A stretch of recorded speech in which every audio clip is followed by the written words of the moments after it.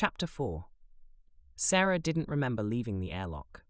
One moment, she was staring at John through a sheet of cloudy plexiglass, the words valuable experimental asset still ringing in her ears. The next, she was halfway up the garden path, her jaw aching from how tightly she was clenching her teeth. Inside, the house was quiet. Morning light filtered through the cracked blinds. Someone had lit the stove, probably Bruce, and the smell of something scorched lingered in the air. She shut the back door behind her and leaned against it for a long moment. Phil. Subject A1. Engineered strains. She shook her head hard, trying to dislodge the phrases. It didn't work. Then, with a start, she realized that Phil sat at the table, nursing a mug of tea. He looked up at her and smiled faintly. He looked alert, although his eyes were bloodshot, and he was unshaven. A darkening bruise bloomed across his left temple, where he'd taken a hit during their escape. "You all right?" he asked. "You look like you've had a shock or seen a ghost, or seen a shocked ghost." She managed to smile. "Just tired, didn't sleep much." "Yeah, me neither. Still wired, I guess, after everything." Sarah busied herself at the sink, rinsing the mug she'd carried back from the airlock. Her hands shook as she set it on the rack. "Don't look at him like he's changed. He hasn't changed. You just know more now." "Nadine said I might get some more painkillers today," he said. "I'll check with her." He nodded, then added, "Thanks again for coming back for me. Not many would've." "You came back for me," she said simply. Not many would've. They smiled at each other. Sarah turned to leave the room before her thoughts showed on her face. Maybe she shouldn't have gone back for Phil, after all. Maybe she'd brought trouble to her house and her housemates by bringing this valuable experimental asset here. Although she only had John's say-so on this, and he had never been the most reliable ally. It was so hard to know what or whom to trust these days. She found Nadine in the basement, checking medical supplies. She looked up as Sarah entered, instantly reading her face. "What is it?" Sarah closed the door behind her. "We have a problem." She relayed everything John had told her. Not every detail. She wasn't ready to speak the words Subject A01 aloud, but enough that Phil had once worked for the company, that he was immune, and that he'd been experimented on and monitored without his knowledge. Nadine's reaction was uncharacteristically blunt. "Then they'll come for him," she said. "And if he's here, that puts all of us in their sights." "He doesn't know," Sarah said. "He's not dangerous in himself. In fact, he's an asset with his knowledge and his contacts. Do we tell Bruce, do you think?" "Soon, but not before we know more." "And Phil?" Nadine hesitated. "If you think he deserves the truth, ask him what he remembers. See if he starts to recall anything. But Sarah, if he's been altered in some way, we need to know before it starts to show." "Altered? What, like the Bionic Man? You think he's some kind of time bomb?" "I think we're living in a world where that's not an unreasonable question." Sarah had just been thinking of DNA stuff, or maybe hormonal. She hadn't been thinking they might be harboring some sort of half-human, half-not-human who might turn on them. But then, she still only had John's word for it, and he was still suspect. Back upstairs, Sarah stood in the hall, listening to the low babble of voices. Bruce, Phil, and some others. It must be that the foragers were home. She was glad if they were all back safely, but she wasn't in a good place for company just now.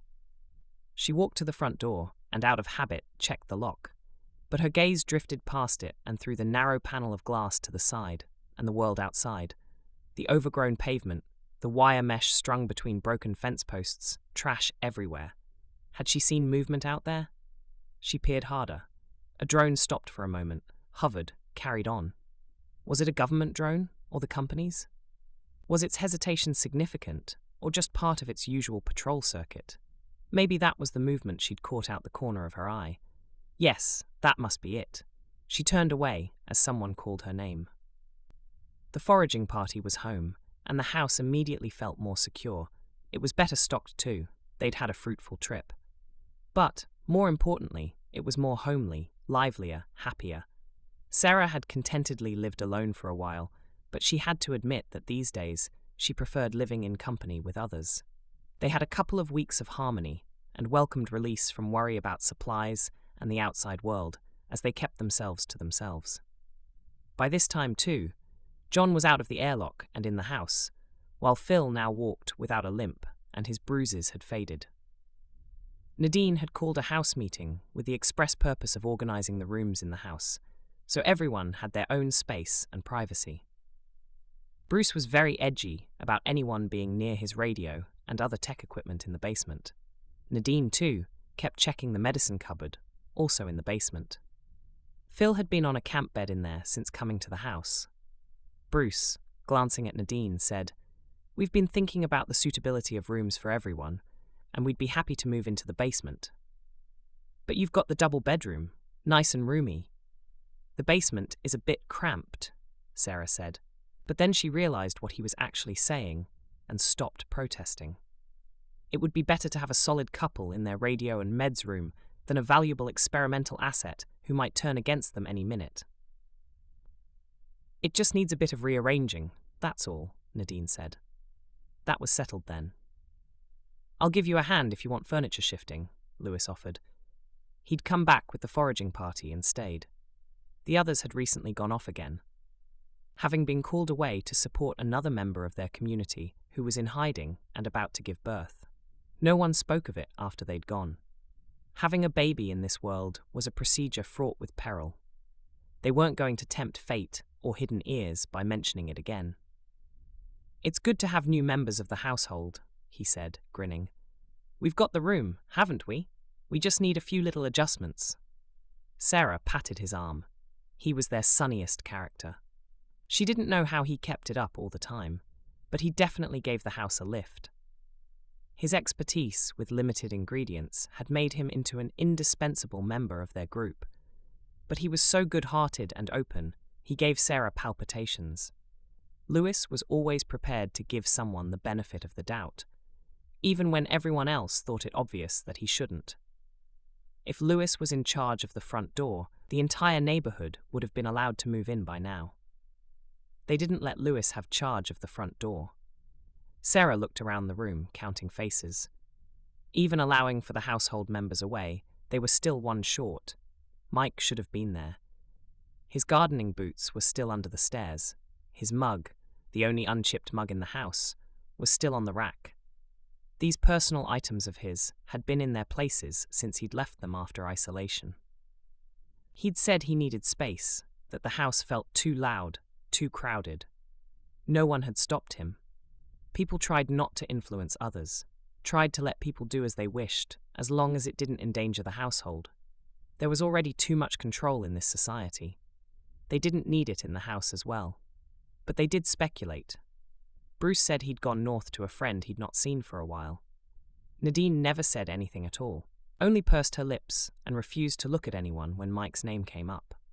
Only Lewis talked about him like he might still stroll through the door with a joke and a bag of scavenged supplies. Sarah didn't say much. She missed Mike. With him, everything had felt easy, no pressure, no need to explain herself. Just comfort, when everything else had been sharp-edged. But that was before. Now, he was gone, and she didn't know if he'd left because he needed air, or because he'd been forced to for some reason known only to him. In this world, people didn't just leave. Not without a reason. And not without raising questions. And sometimes, they came back different. If they came back at all. In the meantime, Sarah found the suspicions swirling around them suffocating. Phil and John were such unknown quantities, and the little any of the household did know about them was not reassuring. After the meeting, John found Sarah in the kitchen. "I know you've got no reason to trust me after our fight, but I meant what I said. I want to make things right between us. I've missed you." Sarah studied her brother's face.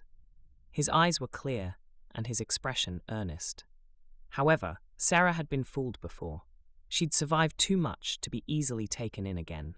She would keep her reservations to herself for now, but there was no doubt they were still there. "I'll need more than words to believe that, I'm afraid," she said. "You were ready to cut all ties after Fliss died. Now you just show up out of the blue? I'm sorry about Marie, but this whole situation doesn't make as much sense as I'd like." John agreed. "You're right, it doesn't. But these last few months made me realize how wrong I was. About the virus, about the company, about everything. I was angry and looking for someone to blame. I shouldn't have taken it out on you. She nodded, unable to think what to say. He met her gaze. I know it won't be easy, but I want to fix what I broke. Please let me try. They were interrupted by Bruce appearing. Everything okay in here? We're fine, Sarah had assured him, just clearing the air. Bruce merely grunted in response and disappeared again. It means a lot to me, Sarah, John said. You giving me a chance. She nodded and left him to it. In the hall, Bruce turned to her with a questioning look. I know it seems daft to trust him after all this time, she began, but I think he's being genuine. He wants to make amends. Bruce considered this for a moment. You know him best, and we could use another pair of hands around here if he's willing to pitch in. Just keep an eye on him, eh? He was always a company man. Don't worry, I have no intention of forgetting that. I shall be on the watch out, Sarah said. After his fortnight's isolation, John did his best to prove himself to the others. He helped Nadine tend the vegetable garden and assisted Bruce in reinforcing the security on the house. In the evenings, he regaled the group with amusing stories in an effort to lift their spirits. Slowly but surely, the initial tension began to dissipate. Nadine, in particular, seemed swayed by John's willingness to work. He's got some useful skills. I'll give him that, she remarked. He's never had what one might call useful skills outside of a manager's office, Sarah said. But then, the changing world had changed all those in it. Change or die.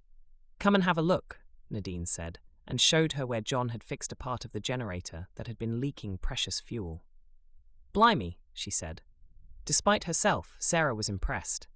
She couldn't imagine her brother tolerating oil on his hands without having a hissy fit. Phil was proving useful too. Lewis had taken a shine to him and could usually be found nearby. Phil was very handy. He didn't ask questions. He didn't linger. Just nodded when asked if he could fix something. He'd smile faintly and then move on to the next job, as if he'd always lived here. As if he followed old and familiar rounds. Sarah thought it was all too smooth, but then she wondered what she'd think if he didn't do anything to fit in. Poor Phil.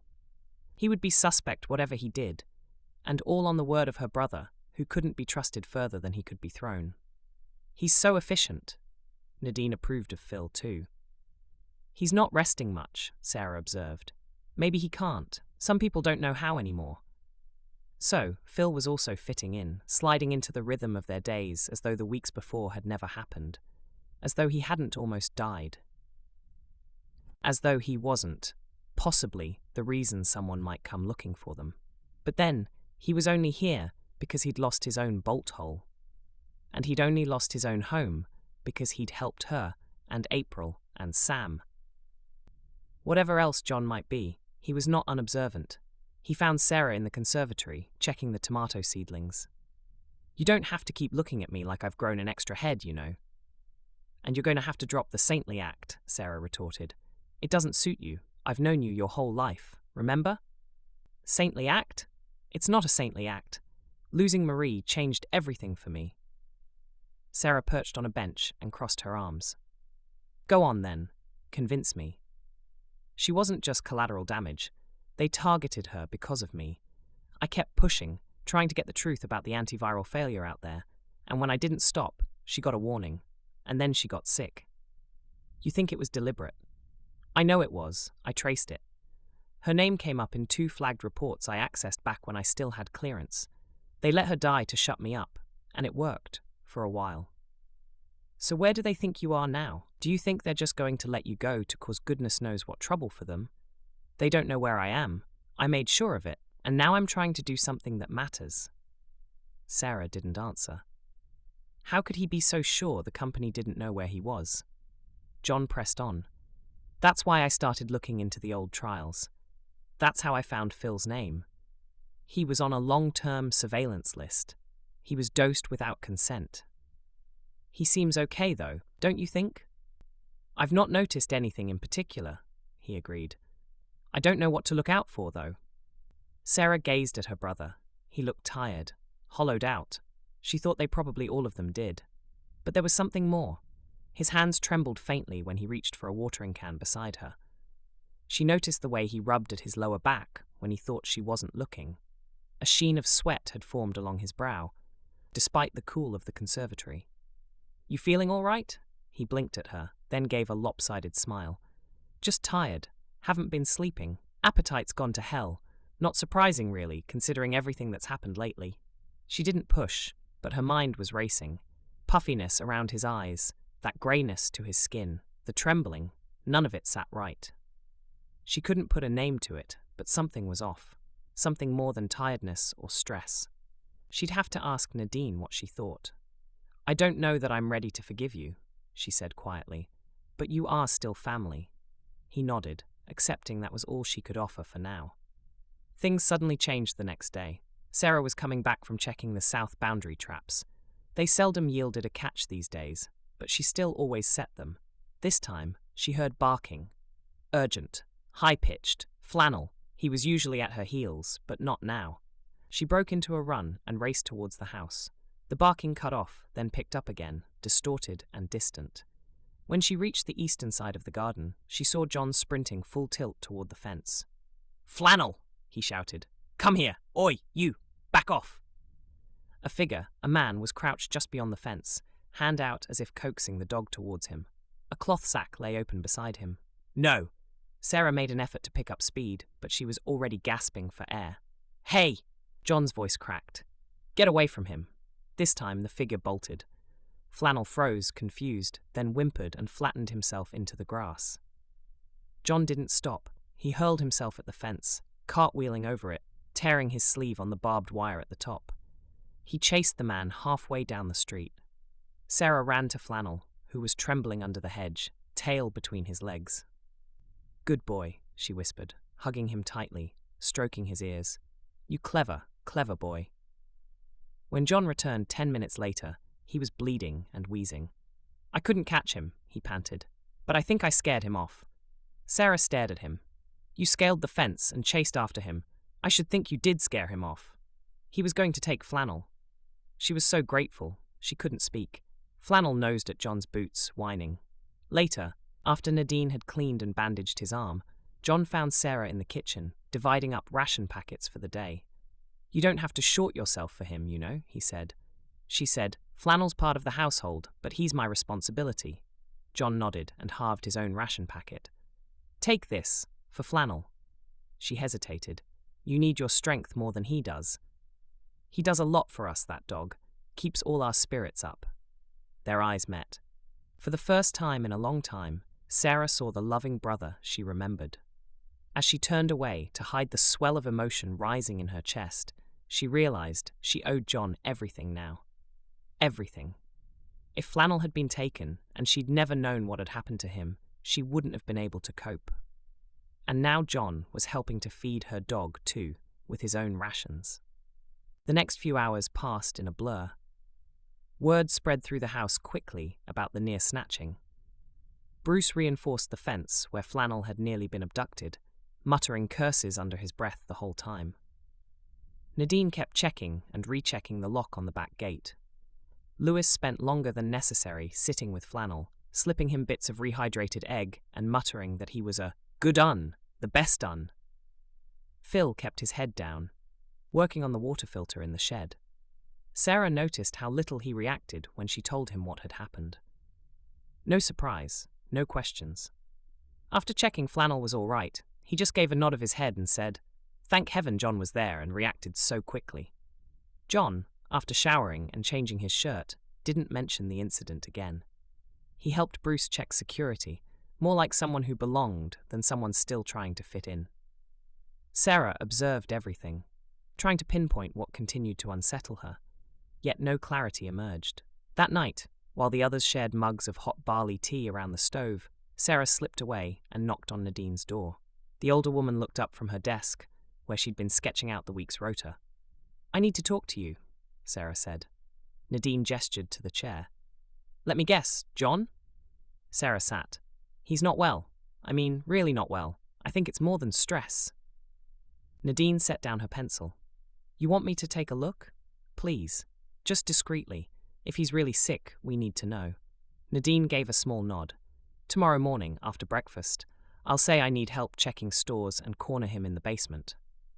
Sarah stood, hesitated, then asked, "You don't think I'm being paranoid, do you?"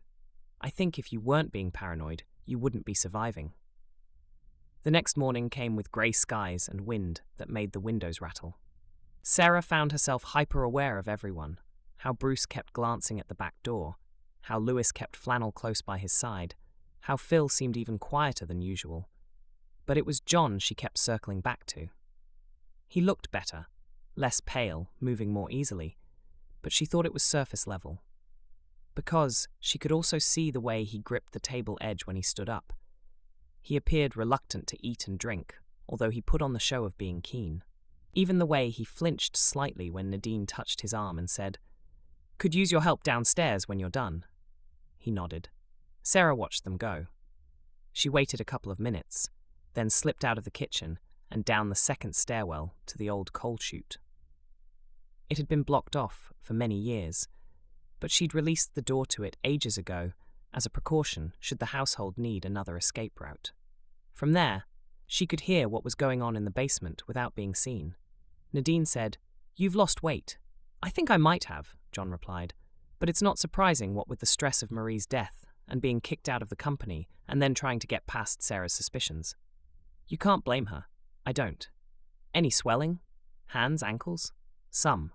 Ankles mostly. Not all the time, though." "Metallic taste in your mouth?" Another pause. "Sometimes." Sarah heard Nadine sigh. Then she muttered, "We need to run a panel. We don't have the full kit, but I can look at markers at least." "You're worrying me, Nadine. What is it?" "Oh, sorry. I don't know what it is without the tests I want to do. I shall have to try and get the kit. In the meantime, try to rest a bit more. It might be nothing. It might be the stress, as you say." Sarah backed away from where she listened. They needed a testing kit they didn't have. She went in search of Phil. He'd know how to get it. Before she'd found him, Nadine found her. "You were right to be worried," she said. "John's sick. Not just tired, not just grieving. I think it's renal failure. I haven't told him that in so many words, although I think he knows he's suffering with more than stress." The words hit harder than Sarah expected. Her brother was really ill. Low energy, nausea, weight loss, swelling around the ankles. That fall the other day? "I think it was a drop in blood pressure. It's classic." Sarah sat down slowly, trying to take it in. She'd thought he wasn't well, but this sounded a lot more serious than she'd suspected. "I need test kits we don't have," Nadine continued.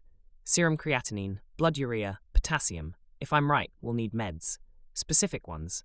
Sodium bicarbonate, phosphate binders, EPO if we can find it. And if it's progressed too far. Dialysis." "Yes," Nadine's mouth pressed into a thin line. "Which means tubing, filters, anticoagulants, a clean, isolated space, power. That's impossible." "It's not impossible," Nadine said. "But it'll cost us. And if we get it wrong, if we use supplies we can't replace on someone who doesn't make it." Sarah's pulse pounded too loudly in her ears. "You're sure?" "I'm not sure. That's the problem," Nadine said. "But if we wait until I am, he might not make it through the week." Sarah didn't wail, but it took an immense effort not to. Just when she thought she'd got her brother back, she might lose him for good.